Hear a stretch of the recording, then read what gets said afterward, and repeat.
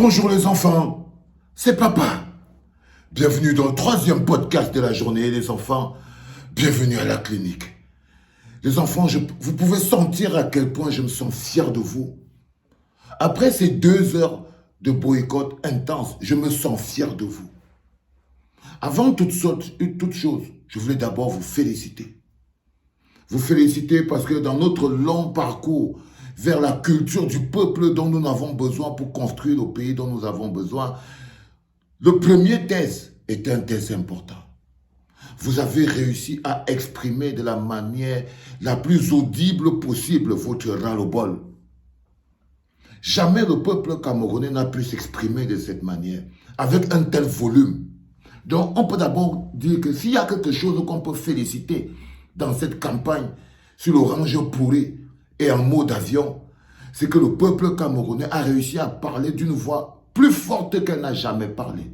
Vous venez de découvrir que quand on parle ensemble de la même voix, le bruit est important. Et je peux encore vous féliciter pour une chose, c'est que ces compagnies ont compris l'avertissement. Ils ont compris ce que c'est qu'un avertissement. Le message leur est parvenu.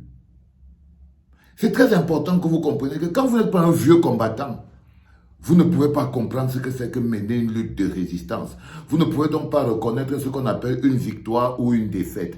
Ce boycott est une victoire à 200 000%. 200 000% en fonction des objectifs à atteindre. Attirer l'attention de l'opinion publique, ça a été fait. Passer un avertissement à ces 2 compagnies par rapport au prix, évidemment que ça a été fait. Préparer le peuple, préparer les jeunes à apprendre à parler d'une même voix, ça aussi, ça a été fait. Et pour moi, je ne peux qu'applaudir pour nous. Je ne peux qu'applaudir pour nous parce que, en tant que peuple, si on attendait que c'était les politiques qui allaient parler, ils ne pouvaient pas parler aussi fort que nous. Et vous avez parlé fort. Et vous avez parlé fort. Une fois que je vous ai dit ça, c'est très important de comprendre qu'il y a des gens qui, à force de jouir de la vie, ont fini par croire qu'ils avaient un quelconque pouvoir. Il y a des gens qui, à force de recevoir des likes, à force des likes et des j'aime, à force de vos likes et de vos j'aime, ils ont fini par croire qu'ils ont un quelconque pouvoir dans notre environnement. Je parle des gens comme les moustiques, le charismatique. J'étais interpellé poliment en moustique. Mais mes heures de boycott, là où j'étais ici, ont été rythmées. C'est-à-dire que c'est dingue de voir tout ce que tu as écrit sur mon mur pendant le boycott. Tu n'as même pas respecté mon mur, frère. C'est-à-dire que je ne peux pas encore comprendre que tu combattes le boycott sur ton mur, moustique. Que tu dises, je m'en fous, je ne suis pas avec vous, faites vos choses, allez avec ça là-bas, je pointe mon business. Mais moustique, tu viens sur mon mur pour venir provoquer les gens pendant le boycott. C'est un peu comme si tu entrais dans la maison d'un musulman pendant le ramadan, tu lui lances les morceaux de porc sur la table bien rôtie. C'est-à-dire que tu as poussé ton arrogance, moustique,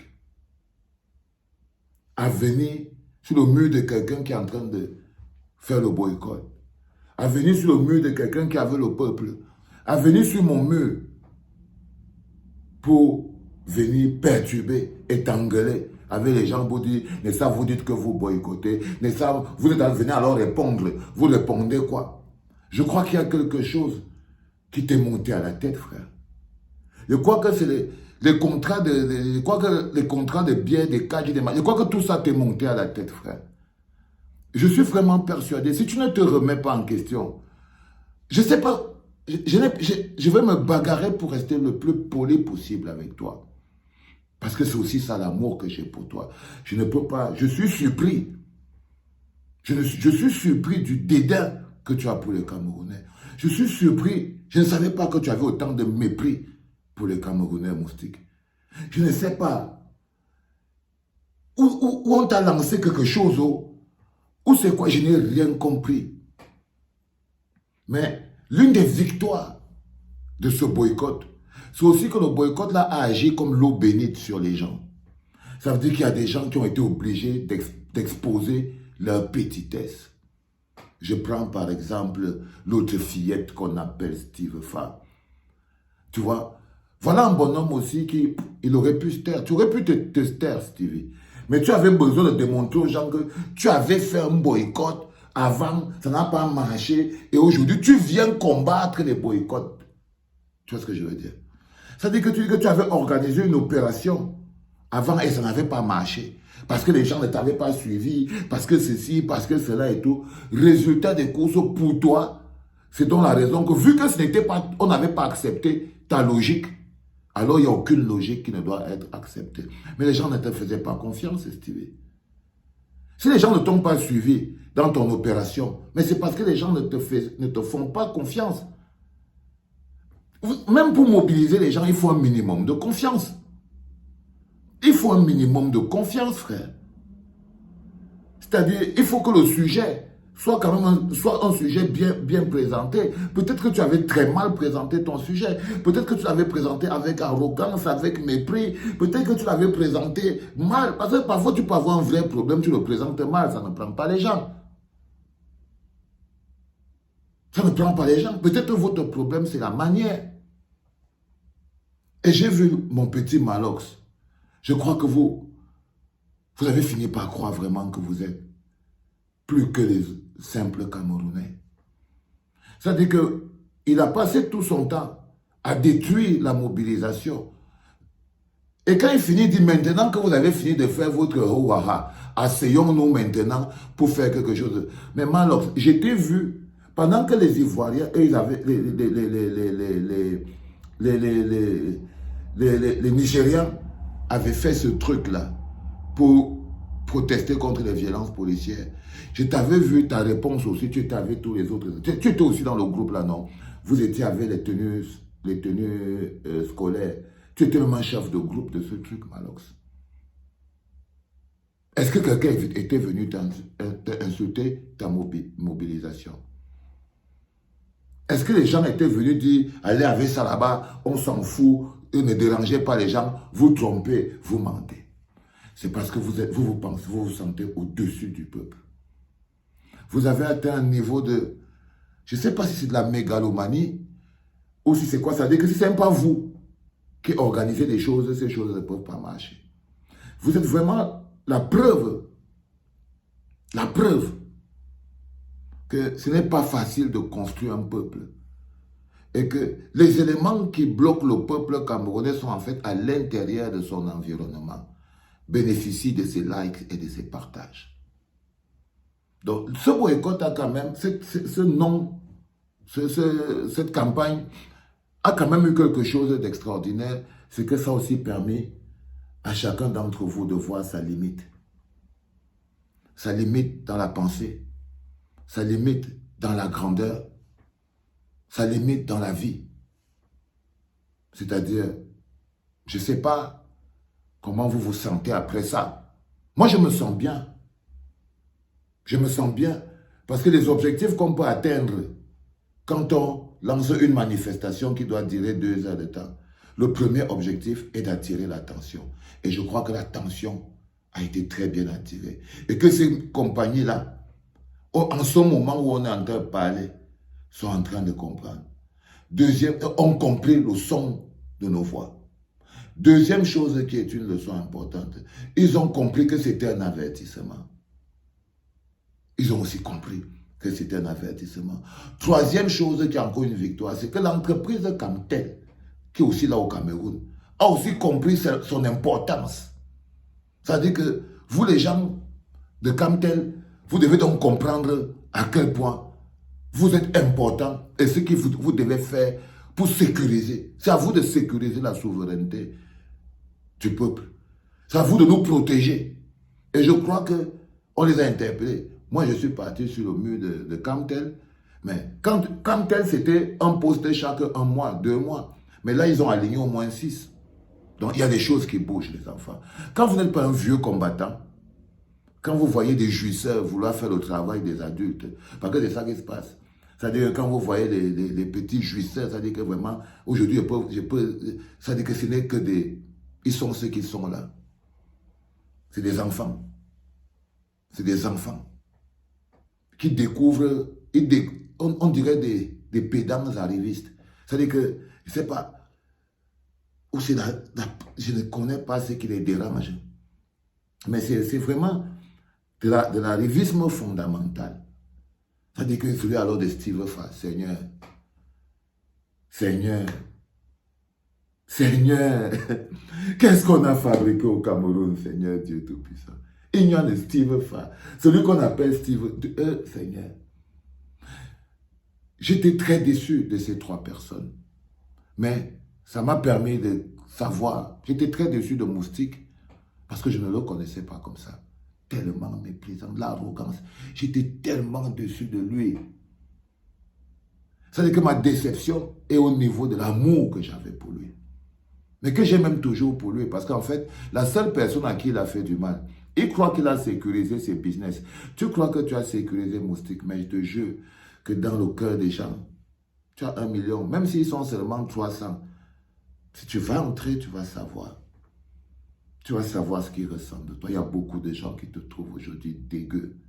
Évidemment, comme toutes les petites personnes, toi, c'est l'odeur de ton tarot, ton charisme, les pauvres trucs, les trucs de misérables. Les trucs de misérables. Pour un restaurant qui vend le tarot, pour un restaurant, pour vendre le tarot, la bière, les conneries de poisson, de viande grillée. Des trucs de crevards. Non, un gars qui a un restaurant, le tarot, c'est un pauvre crevard, frère. Et toi, tu te comportes comme si tout ça, ça ne te concernait pas. Alors que t'inquiète pas, tu n'es qu'une apparence, tout ça, c'est longué, mes cousins. Je vois celui qu'on appelle Steve. Enfin, bon, moi, je peux comprendre. Lui, il a vendu son âme depuis. C'est quelqu'un que lui, il a vendu son âme pour ses propres intérêts depuis. Et c'est quelqu'un qui est condamné. Il vit son propre karma. S'il devait être quelque chose dans la vie, il allait l'être. La qualité de bordellerie que ce gars-là a fait là à Yaoundé. Ça dit que Momo prend ici, finit de tout, moi il balance, il envoie. Samuel Eto'o prend là-bas, finit de tout, moi il balance, il envoie. N'importe qui, l'autre DG prend et tout, le patron du port là, même les policiers ont allumé celui qu'on appelle Steve Fa. Alors, c'est quelqu'un dont lui, on ne peut même pas être en train de s'arrêter pour trop réfléchir là-dessus. C'est que les gens qui se prennent pour les super soldats, je ne mets pas mon nom sur ceci, je n'ai pas... C'est-à-dire que vous avez fini par... Seigneur, c'est quand même drôle. C'est quand même drôle de se sentir tout d'un coup tellement supérieur au peuple. Tellement supérieur à tout le monde. Un vu l'autre qu'on appelle Malox. Il dit que maintenant que vous avez fini de vous embrouiller, de faire vos trucs, venons maintenant on s'assoit, on fait quelque chose de constructif. Seigneur Dieu, pour qui tu t'es pris, mon frère? Ça dit que je n'arrive pas à comprendre. C'est la même chose du tarot pour la bière. La bière, c'est quoi, frère? Quand quelqu'un vend encore la bière, c'est que c'est encore un jongleur. Vendre la bière, quand quelqu'un vend encore la bière, c'est encore un jongleur, cousin. C'est-à-dire que l'eau, les problèmes d'eau, de courant, d'électricité le touchent encore au même titre que les autres. Mais comme on dit qu'au pays des aveugles, les borgnes sont rois, peut-être dans votre environnement, vous paraissez tété. Peut-être que, comme il y a tellement de nguémés autour de vous, alors vous avez l'impression que vous êtes des privilégiés. Mais les gars, je suis désolé. Je suis désolé. Mais on ne va pas sortir de là parce qu'on est fiers, les enfants. Vous savez, il y aura encore la suite. Toujours. L'oral au bol d'un peuple, c'est petit à petit. Et le premier, si là, ce n'était pas un mauvais ras-le-bol. Soyez fiers de vous. Partagez au maximum. Ne regardez pas tout ça. Parce que vous avez fait le premier pas. Papa est content. Merci Caresse, merci les David et Boutou et tous les autres gars, David et Boutou et les autres bonhommes qui nous ont permis de vivre ce moment de contestation en commun. C'était bien, tu regardes là-bas, Jean-Bruno Tayeti qu'il a un mot d'avion. Tu regardes ici, Guibaya a un mot d'avion. Tu regardes là-bas, Bobioko a un mot d'avion. Tu regardes ici, là, de ce côté, Aman a un mot d'avion. Oh, il n'y avait pas de tribu, ni de village, ni de machin. Rien de tout ça. Et c'est ça qui était magnifique. Il n'y avait pas que non, nous les Babyloniens, on parle pas en mode d'avion, ah oui, nous les bêtises, on parle. Non, non, il n'y avait rien de tout ça, les gars. Il n'y avait rien de tout ça, les enfants. C'est la première, les petites leçons qui grandissent les hommes. Allez, les enfants, la clinique va tourner tellement lourd cette journée. C'était papa, trop de choses à livrer.